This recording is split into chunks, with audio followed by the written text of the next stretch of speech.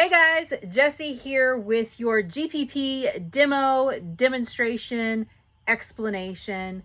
You guys will be getting one of these videos every single day of the week for our GPP exercises. What we're going to do is I'm going to kind of go over a little bit of opener and warm-up recommendations. Then I'm going to go over the strength portion, how you can modify it depending on what you have. Go over our accessory portion, what we're looking for. Also going over our Metcon, what the stimulus is, and then showing you some different variations for our finisher as well. All of these workouts are meant to do within an hour and 15 minutes. Usually when we're in class, we have some optional extra work that'll typically be your accessory, and that's typically the extra 15 minutes on top of the hour of our class, okay? So today is Monday. Monday is max effort lower. Today, what we have on the docket, first thing is our wide stance box squats. We also had deadlift against the pins. You finish with a 2-mile time trial, kind of getting in the mode for Murph. And last but not least, we have 100 banded leg kickbacks for our finisher. Okay, so since it's dynamic effort lower, obviously you want to do a general warm-up, whether it's a row, a run, a bike, some jump roping. I always kind of go to push-ups and pull-ups just to kind of get the blood flowing in my arms and in my legs. Okay, since we are doing box squats, we're doing wide stance box squats. These box squats are meant to engage your hamstrings and your glutes a whole lot more. So anytime we do these, we like to do some sort of hamstring opener to make sure we've turned them on. So I'm going to give you 2 different hamstring openers that you guys can use. Sorry, my husband is mowing.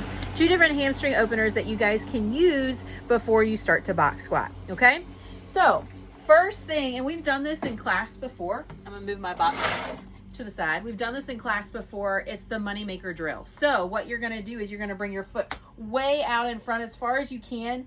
And what you're going to do is you're going to pull all the way to your leg that's upright. We're looking to engage your hamstring all the way to the base of your butt, okay? I would do about 5 on each side. Really dig your big toe in the ground as you pull, okay? 5 on each side.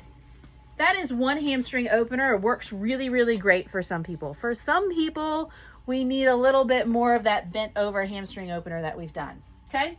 So if you have a heavy kettlebell, or if you have a heavy wall ball, or maybe a heavy plate, I'm going to go ahead and use a heavy plate, kind of as we've used sandbags for these before. What you want to do is your legs want to be wide, like in your sumo deadlift stance. Okay, I'm going to take this heavy plate. I'm going to give it a big old hug. From here, I'm going to lean over as far as I can, tuck my chin, and I'm actually going to lean really far forward. My heels will be hovering off the ground, okay? You should feel a massive stretch in your hamstrings.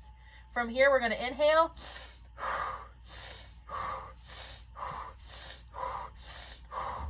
And I want you to do that until you start to feel your hamstrings or your glutes cramp up a little bit. If you don't feel it, that's okay. Some days we feel it, some days we don't, but we want to at least try to fire those muscles, okay? So those are 2 openers that you guys can do in preparation for these box squats, okay? So moving on into our box squats, we are doing wide stance box squats today, okay? So anytime we do box squats, unless it's otherwise noted in our programming notes, we want to set this box up to parallel. So when we sit on the box, we want our knee crease to be in line with our hip crease, okay? This is just about perfect for me. It might be a little high, that's okay. Since we are in lockdown and we don't have all different sizes of boxes, you guys just do the best you can, okay? Obviously you don't want it super high, you don't want it super low, but anywhere close is fine, okay? So when we do wide stance box squats, all right, I'm gonna face you so you guys can see. Barbell on our back. Okay, we're gonna walk to the box. Our feet are gonna be wide and our toes are gonna be open, okay? With our box squats, we're gonna shoot our hips way far back. Yes, that does mean our chest will come forward, way far back, control our descent, and we are gonna sit all the way down. We are not tapping, we are sitting all the way down. We are disengaging our glutes, but keeping my core super tight. From here, I'm gonna try to pop straight up as quick as I can, okay? So I'm gonna send way far back, okay? And then straight up. Your goal to do that straight up is you wanna drive those knees out really, really hard. All the way back, we sit, pop straight up. This is what I do not wanna see, okay? This is not the box squat we're looking for, okay? All the way down, sit, pop straight up, okay? You guys are looking for a 5 rep max for that. So if you have weights where you can hit a max, awesome. If you don't have a rack and don't have enough weights maybe to hit a max, then what I would do is I would do 10 sets of 5, okay? Working on engaging your hamstrings, working on making sure that as you sit up, you pop straight up, driving the heels out, okay? So those are your box squats. You're gonna spend some time with that. Secondly is our accessory. This is how I work out every single day. I start with my main lift, I do my accessory, Metcon, and then finisher. Your accessory is deadlift against the pins. Now, I don't have pins, and most of you might not have pins. Pins are those big arms that come off of our rig that we either start lifting off of or we lift to. So today, the deadlift against the pins, if you have something of that nature, you're gonna deadlift to the pin and hold in that tension. Now, let me get this set up really quick. So today, if you have pins, you're gonna set up to right above your knee, okay? And you're gonna hold right here, pulling against those pins, creating that tension, and then you're gonna go back down. Pull straight up to right above the knee, create that tension, and back down. Now, if you do not have pins like me, then what you're gonna do is you're gonna do half deadlifts.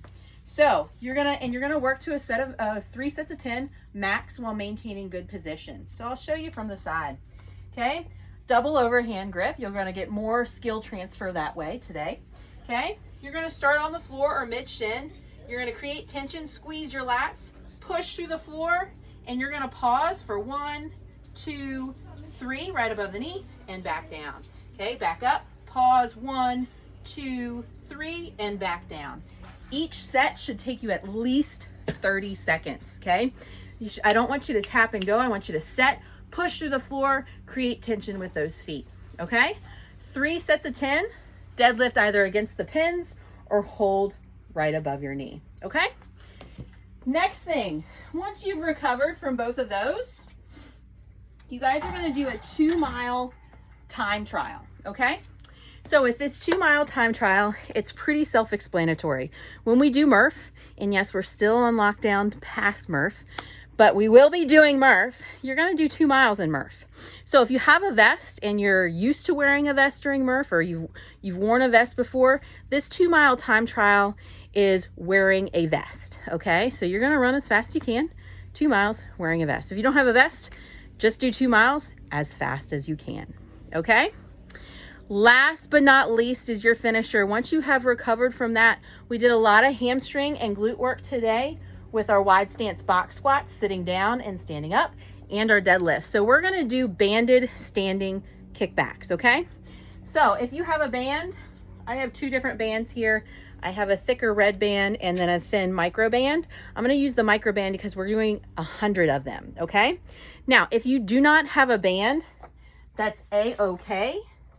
I would do these even unbanded. As long as you do them quick and without rest, you will still get that flush of blood to that area in order to help with muscle growth and to help decrease the soreness. So how I'm gonna do it, I'm gonna go ahead and put it on my rig, okay?